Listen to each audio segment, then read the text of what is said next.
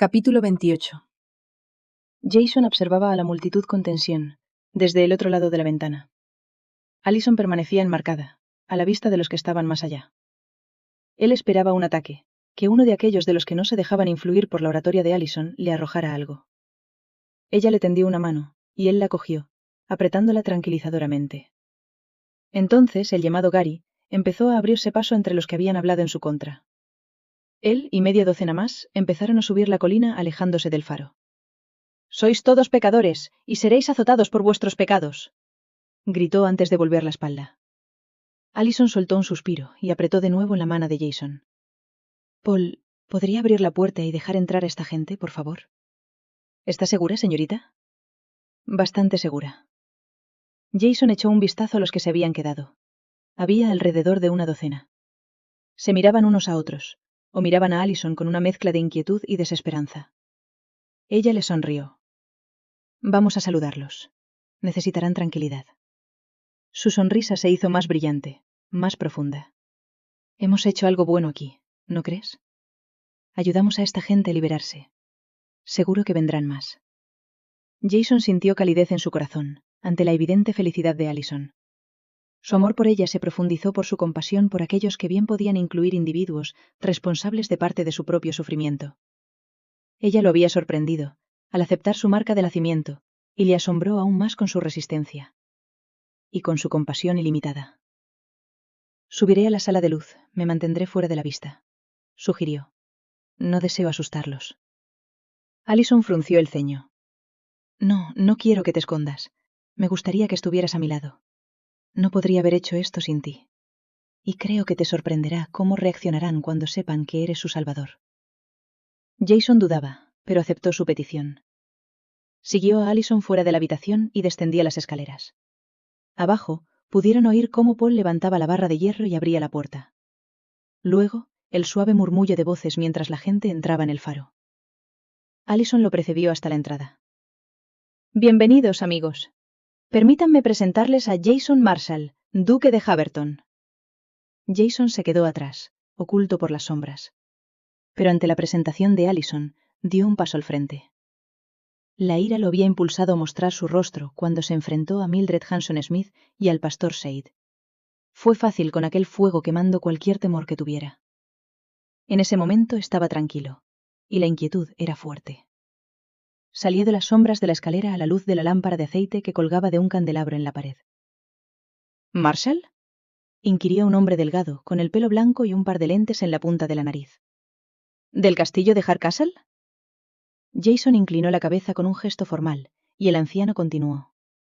«Excelencia, yo era maestro de escuela, y el estudio del linaje de las grandes familias de la nobleza era uno de mis pasatiempos. Me siento honrado de conocer a un vástago de tan alta alcurnia». Jason parpadeó sorprendido. «Si no fuera por el duque, todos estaríamos bajo la esclavitud de la iglesia de Shade», explicó Allison. «Arriesgó su propia vida para venir por mí y ayudarme a liberaros». Todos empezaron a balbucear agradecimientos, mientras el maestro estrechaba vigorosamente su mano. Ninguno mencionó su rostro ni jadeó de horror. Tampoco anunció su conmoción de ninguna manera. «Allison exagera mis logros. No merezco tales elogios», declaró, cada vez más avergonzado. «Por favor, suban. Hay lugares para descansar y comida que se puede preparar. El señor Paul Harris, guardián de este faro, les ha ofrecido su hospitalidad, y podremos discutir lo que sucederá a continuación», anunció Allison. Empezó a guiar a sus nuevos pupilos hacia las escaleras. Ellos la siguieron, y Jason volvió a maravillarse de su forma de ser. Pensó en la pesadilla, que aún persistía en el borde de su conciencia. En su sueño, aquel viejo sueño que le había perseguido durante toda su infancia, había sido impoluto y aceptado. Ahora, a través de Allison, era aceptado a pesar de sus imperfecciones. O posiblemente, aceptado por aquellos que ni siquiera veían sus defectos. Paul cerró la puerta tras los refugiados, y subieron las escaleras. Allison los había reunido en la sala de la tripulación. Algunos se sentaron en sillas, otros en el suelo. Paul corrió hacia la cocina para empezar a preparar té para todos. Allison se volvió hacia Jason cuando lo vio entrar en la sala. «Jason, ¿podrías decirnos qué planes has puesto en marcha?» «Bueno, mi abogado está en Harem Mayor, y mi amigo Cedric Owen estaba, cuando lo dejé, cabalgando hacia el pueblo para contarle del secuestro de Allison por Said. Es un hombre que conoce la ley mejor que nadie que yo haya conocido. Llamará a un magistrado de otro condado, que no esté a sueldo de Said, y aplicará todo el peso de la ley. Vendrán aquí con los soldados para liberarnos a Allison y a mí. Por supuesto, cuando lleguen, verán que ya somos libres, y en su lugar, se concentrarán en llevar ante la justicia a cualquiera que haya conspirado para secuestrar y coaccionar. Sí, y eso incluye a cualquiera de ustedes que haya sido obligado a entregar sus posesiones a la iglesia del pastor Said. Como mínimo, se os dará un pasaje seguro fuera de esta isla, aseveró Allison. Pero, ¿a dónde iremos? No tenemos nada. La iglesia lo tiene todo.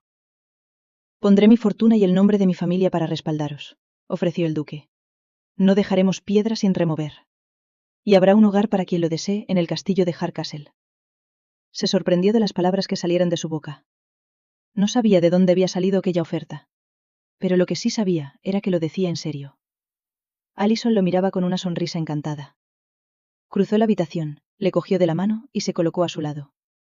Jason nunca había tolerado la compañía de nadie que no fuera Cedric. E incluso entonces, nacía de la necesidad de necesitar ayuda en su búsqueda. En ese momento, había prometido su hogar ancestral a aquella docena de extraños. Su oferta provocó un balbuceo excitado entre ellos. Empezaron a hablar de forma animada, como si su hospitalidad hubiera tranquilizado a la mayoría, ya que tenían un gran temor. Si habían dado la espalda a la iglesia, no tenían nada. Me has cambiado en más de un sentido, susurró Jason a Allison. Como tú me has cambiado a mí. Ambos hemos cambiado para bien. Quizás para que uno se adapte mejor al otro. Entonces, sí que es un cambio para bien. Pero no te preocupes. No espero que de repente te conviertas en anfitrión en tu castillo. Recuerda que aún queda la búsqueda de tu hermana. Él lo había olvidado. Con toda la emoción y la búsqueda desesperada para liberarla, la búsqueda que lo había ocupado durante tanto tiempo se le había escapado. Esa búsqueda nos llevará a Londres. ¿Tienes energía para semejante cacería? Allison asintió. Si está ahí fuera, estaré a tu lado hasta que la encontremos. Transcurrieron 2 semanas antes de que Allison volviera a ver tierra firme. En ese tiempo, más antiguos miembros de los Hijos de Cristo encontraron el camino hacia el faro. Al principio acudieron de uno en uno, luego una docena, después 20 o más. A veces, llegaban por la noche y contaban cómo Gary Ridgway y otros fanáticos habían intentado encerrar a los demás para impedir que salieran. Y cómo habían forzado la salida. Otros regresaron para ayudar a liberar a algunos más. Muchos llegaron al faro con moratones y marcas de palizas, propinadas para persuadirles de que se quedaran. Habían aguantado, y seguían decididos a quedarse. Al cabo de una semana, el pastor Said había llegado a la casa, según los últimos nuevos refugiados en llegar. Se había quedado solo, y había montado en cólera contra Gary y sus lugartenientes. Las condiciones se hicieron más estrictas en ese momento, con las puertas cerradas desde el exterior y hombres armados custodiándolas. Dentro de la casa, los que se quedaban eran obligados a rezar durante horas y horas, y luego a escuchar los sermones de su amo. El último en llegar fue un joven que había roto una ventana y dejado atrás a los guardias, que le siguieron a tiros, hasta que Jason, Paul y los demás aparecieron con rifles. Aquel joven contó las novedades dentro de la casa. El pastor Said estaba haciendo cargar las riquezas que había acumulado en cajas y sacos. Se preparaba para partir y llevarse consigo todo lo que había adquirido de sus supuestos hijos. Fue entonces cuando 2 grandes barcos pesqueros entraron en la cala junto al faro, varando sobre la orilla. De los botes salieron soldados vestidos de azul, cada uno con un sombrero chaco negro en la cabeza y un mosquete en las manos. Cedric venía con ellos, y el hombre que le presentaron a Allison como Albert Bentley.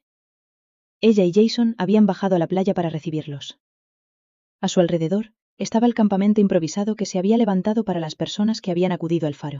No había sitio para todos dentro, así que se había ideado un sistema por el que todos podían pasar algún tiempo al calor, mientras otros acampaban fuera en tiendas hechas con lonas de repuesto, guardadas en los almacenes del faro, levantadas alrededor de enormes hogueras para mantener a todos fuera calientes. Albert, permíteme presentarte a nuestra principal liberadora, Allison Crowley, dijo Jason. Bentley miró directamente a Allison antes de que ella hablara. Un gran placer, señorita Crowley. Gracias, Albert. Supongo que habéis hecho un buen trabajo para nosotros. El abogado se giró hacia Jason, que estaba a su lado. Tenemos con nosotros unas 30 personas de un centenar. explicó para que se hiciera una idea. El resto está en una casa a 1 kilómetro de aquí. O se oponen a nosotros, o están encarcelados. Albert levantó la cabeza y olfateó el aire. Ya veo, demasiados para alojarlos dentro. Así que los tienes acampados. Bueno, los barcos que tenemos pueden empezar a transportar a los que quieran volver a tierra firme. El líder es un pastor llamado Jeremiah Shade, comenzó a explicar Allison. Era un clérigo. Una vez fue ordenado por la Iglesia de Inglaterra. Desde entonces, ha sido expulsado por estafar a la diócesis para la que trabajaba. El hombre es un charlatán, declaró Albert. Y Sir Donald Allender, magistrado del condado de Middlesex, me ha autorizado a arrestarlo para que se enfrente a la justicia. Estos hombres están bajo mi mando. Le cedo el mando táctico de ellos a usted, Excelencia. Las palabras eran música para los oídos de Allison, pero miró preocupada a Jason por las últimas palabras. Él parecía sombrío, y se preguntó si sería capaz de resistir el impulso de buscar venganza. Estoy curada, le recordó en voz baja. Pero la herida de perderte nunca cicatrizará, y se cobraría mi vida con la misma certeza que un cuchillo en el corazón. No busques venganza, amor mío. Albert se había sentado en un pilote de madera junto al embarcadero. No miró a su alrededor, pero habló claramente a Jason. Por supuesto que no, Excelencia. Nuestra fuerza reside en nuestra supremacía moral y legal. Si nos volvemos tan cuestionables como aquellos a los que nos oponemos, entonces perdemos. Shade debe ser detenido, no ejecutado. Jason gruñó y asintió. No soy el salvaje que vosotros dos describís. No se le hará ningún daño, salvo en defensa de mi vida. No obstante, Albert y yo estaremos allí contigo, anunció Allison con cierta determinación. Él la miró sorprendido, y Albert se echó a reír. Una buena incorporación a la familia Marshall, Excelencia.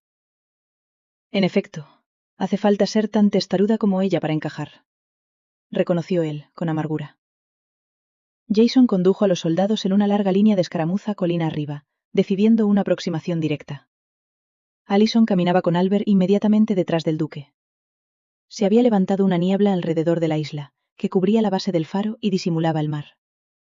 El aire estaba cargado de agua y lo bastante frío como para picar la piel expuesta. Una línea de aliento empañado soplaba en el aire frente a los soldados que avanzaban. Jason no llevaba armas, pues había optado por dejar su rifle en el faro. En su lugar, marchó delante de los soldados, desarmado como prueba de que no pretendía hacer daño. A medida que se acercaban a la casa, Allison no pudo evitar sentir cierto temor. Era un edificio alto de ladrillo de 4 plantas. Todas las ventanas estaban tapiadas por fuera, al igual que las puertas. Él dio órdenes a los soldados y envió a algunos hombres a través del arco, hacia los establos y las celdas que se habían construido junto a la casa principal. Todo se basaba en la descripción que Allison había hecho de la disposición, apoyada por los que habían acudido a ellos. Ella sintió que se le aceleraba la respiración cuando los hombres se alejaron en silencio. Una mano firme le apretó el hombro. Tranquila, Allison, dijo Albert. Estás a salvo. Ella no sabía cómo él intuía que estaba nerviosa, pero le dio una palmadita en la mano y se sintió reconfortada por su confianza. ¿Hay alguien dentro?, llamó Jason. Traigo una orden de arresto contra Jeremiah Shade. Por los diversos delitos de secuestro, coacción, detención ilegal y otros. Es legal y está firmada por un magistrado. ¡Su Excelencia! Se ha provocado un incendio en alguna parte, cerca de aquí, gritó de repente Albert. Momentos después, vieron humo saliendo de un lado de la casa. Se oyeron voces desde los establos y también disparos. Entonces se oyó una voz desde arriba. ¡Ayudadnos! Nos ha encerrado a todos y ha provocado un incendio. ¡Ayúdennos, por favor! Allison jadeó horrorizada cuando, al mirar hacia arriba, vio a una mujer asomarse por una rendija entre las tablas del 4.º piso. ¿Cuántos más había? Jason reaccionó con rapidez. Enseguida, los soldados estaban arrancando los tablones, descerrajando puertas y ventanas. Allison se quedó atrás con Albert, guiándolo al abrigo de un árbol. Cuando las primeras llamas aparecieron, lamiendo una ventana del piso superior. El pastor nos ha abandonado. Se dirige al embarcadero, declaró el primero en escapar de las llamas. ¿Por dónde está el embarcadero?, preguntó Jason. El hombre se lo indicó, agarró un fusil de un soldado y empezó a correr en esa dirección. ¡Jason, no!, gritó Allison. Pero él ya se había ido, corriendo con todas sus fuerzas, con el rostro convertido en una máscara de furia sin remordimientos. Ve, querida, quizá puedas sacarlo del abismo.